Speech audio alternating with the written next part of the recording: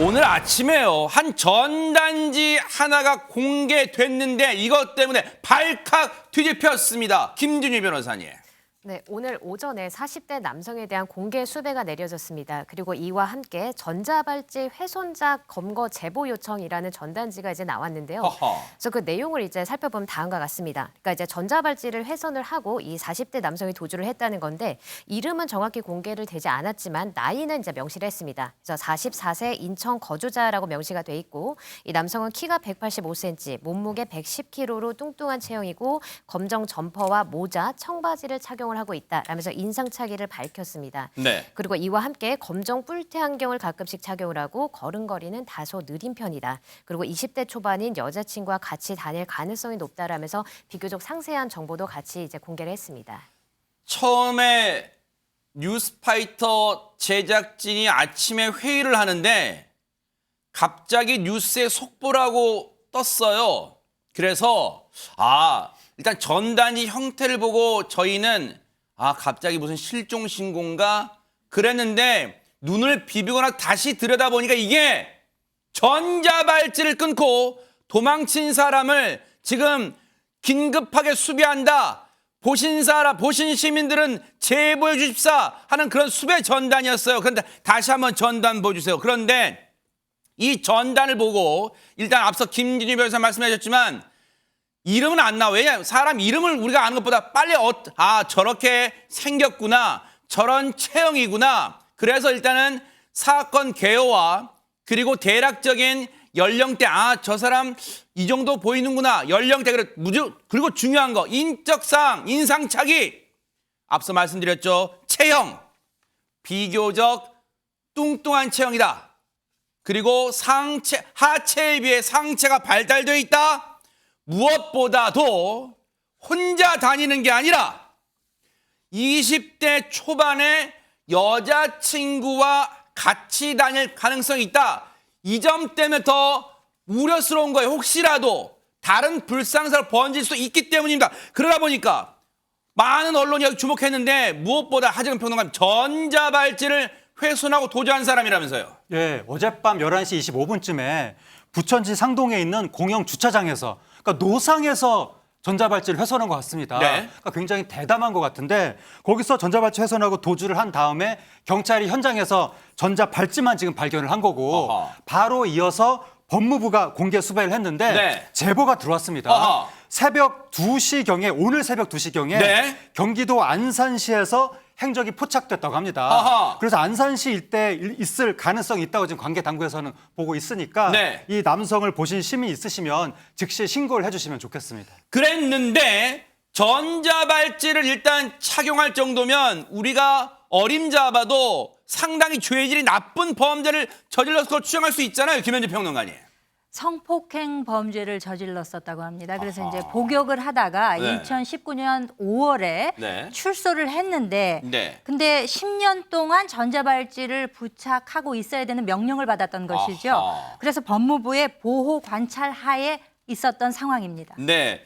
2019년 5월에 출소하면서 10년간 전자발찌 부착이면 계산만 해봐도 2029년까지는 전자발찌를 착용하고 있어야 된다는 거예요. 그런데 어제 전자발찌를 스스로 훼손했어요. 잘라서 버리고 도망쳤다는 거예요. 그런데 도주한 지 하루도 안 돼서 일단 저 수배전단이 나왔어요. 박성배 변호사님, 보통 이럴 때 저 수배전단이 검거에 도움이 됩니까? 검거에 상당한 효과가 있습니다. 수사 초기에 검거에 어려움을 겪거나 신속하게 검거해야 할 사건의 경우에 공개 수배를 한다면 많은 도움을 얻을 수 있고 신속한 검거로 이어지는 경우가 많습니다.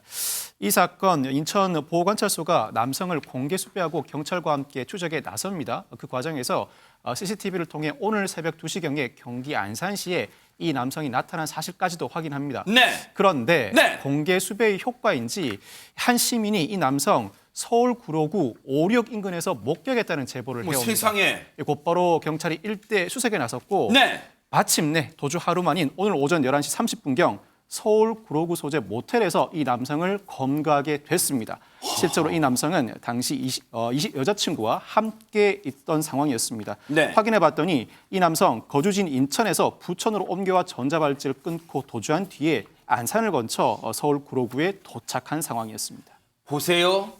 그야말로 신출 규모랍니다. 이 사람의 거주지는 인천. 지금 보세요. 저희가 그래픽 지도를 보여드렸죠. 이 거주지는 인천인데 처음에 전자발찌를 훼손한 곳은 어제 밤늦게 부천이었어요. 그런데 오늘 새벽 2시 넘어서 경기도 안산에서 발견됐고, 그리고 마침내 검거된 건 서울 구로구예요. 이건 뭡니까? 신출 귀몰이란 말이 딱 맞아요. 검거에 나섰던 경찰 얘기 들어보시고 이어가 보도록 하겠습니다. 이쪽에 택시에서 그쪽에서 오리동역 앞에서 내렸다. 112 신고가 들어와서 지구대 경찰관이 2개 팀으로 나뉘어가지고 오리동역 모텔촌이 있거든요. 수색을 하다가 간 모텔촌 특정이 돼가지고 애들이 올라와서 한 겁니다. 수색 중에 CCTV 같이 검색하던 중에 보호관찰소 쪽에서도 여기 갔다고 특정을 하고 해서 확인을 했죠. 한 사람 여성분이 동행은 있었습니다. 예. 현장에는. 한 30분 걸린 것 같네요. 30분. 긴급 체포해서 보호관찰소에다가 신병 넘겼습니다. 정말로 신속하게 검거되는데 삼박자가 맞아떨어진 것 같아요. 왜? 인천 보호관찰소가 일단 재빠르게 지금 훼손하고 도주했다는 사실을 알렸고 공개 수배 전단을 만들었어요. 거기에다가 그리고 신속한 제보, 구로에서 이런 사람 발견한 것 같아요. 본 것 같아요. 시민분의 소중한 제보, 그리고 발빠르게 구로경찰서 형사분들의 빠른 투입 검거, 삼박자가 맞아떨어졌던 것 같은데, 근데 중요한 건 박성배 변호사님, 혹시 검거 과정에서 극렬한 저항 같은 건 없었을까요? 그렇지는 않았던 것 같습니다. 검거한 경찰에 따르면 도주를 시도하거나 저항할 겨를도 없이 신속하게 검거했다고 합니다. 지구대 경찰들이 검거한 것으로 보이는데 네. 여러 경찰이 동시에 투입된 것 같습니다. 네. 여러 경찰이 투입되어야 검거하는 측이나 검거를 당하는 측 모두 특별한 피해 없이 안전하게 검거할 수 있습니다. 네. 통상 이 성범죄자 전자발찌 훼손한 경우 또 다른 범죄 우려로 신속한 검거가 급선무입니다. 만약 더 지체됐다면 더 많은 인력이 필요했을 텐데 시민의 적극적인 제보와 그러니까요. 경찰의 발빠른 대응이 빛을 발한 사건이라고 평가할 수 있습니다. 정말 시민분의 제보가 결정적 역할을 한 거예요. 그런데 김진휘 변호사님, 이 사람 만 하루도 안 돼서 검거됐어요. 앞으로 이 남성 어떻게 되는 겁니까, 그러면? 일단 이렇게 전자발찌를 훼손하는 것만으로도 따로 이제 처벌 규정이 있고 이거는 별개의 죄를 구성을 하는 겁니다. 네네. 그래서 이제 전자장치 부착 등에 관한 법률에 대해서는 이거에 대한 처벌이 명시가 되어 있는데요. 그래서 이런 전자장치, 그러니까 뭐 전자발찌를 의미를 하는 걸 텐데 이런 것들을 손상을 하거나 아니면 신체에서 좀 멀리 분리를 한다거나 아니면 전파를 이제 방해를 한다거나 이런 행위를 할 경우에는 7년 이하의 징역 또는 2천만 원 이하의 벌금을 규정을 하고 있습니다. 네. 그렇기 때문에 이건 아마 별도의 이제 죄로 처벌이 될 것이고요. 그렇기 때문에 지금 인천보호관찰소에서는 이 남성에 대해서 수사를 한 뒤 검찰로 송치를 할 예정이라고 합니다. 그런데 이 대목에서 갑자기 궁금해진 게 있어요. 박성배 변호사님. 도망칠 때도 이미 인천보호관찰소 서부지소가 20대 여성, 여자친구로 보는 20대 여성과 같이 있을 것으로 추정된다. 실제로 검거 당시에도 그 여성이 있었어요. 이 여성, 이 남성이 전자발찌를 훼손하고 도주하는 걸 알고 있었을 거 아니에요. 그런데 신고 안 했어. 혹시 이거 죄에 물을 수 있습니까? 사실 죄를 물을 수가 있습니다. 범인 인늑죄에 해당하죠. 전자장치 훼손 자체가 또 다른 범죄에 해당하지 않는다면 죄를 물을 수 없습니다만 전자장치 훼손 자체가 전자장치 부착법 위반입니다. 형사처벌 대상 이미 명백하고 이를 알고도 동행하면서 은신처에 동숙한 것 자체, 그 자체가 정신적으로나마 도주를 도와준 행위로 평가할 수 있기 때문에 범인 인늑죄의 죄책을 충분히 물을 수 있습니다. 이런 건 도와주는 게 아니에요. 반드시 법의 처벌을 받게 그냥 놔뒀어야 되는 거 아니에요. 정말 반성하기 바랍니다. 둘 다. 보고 계십니까? 대박 사건. 네, 안녕하십니까? 김명준입니다.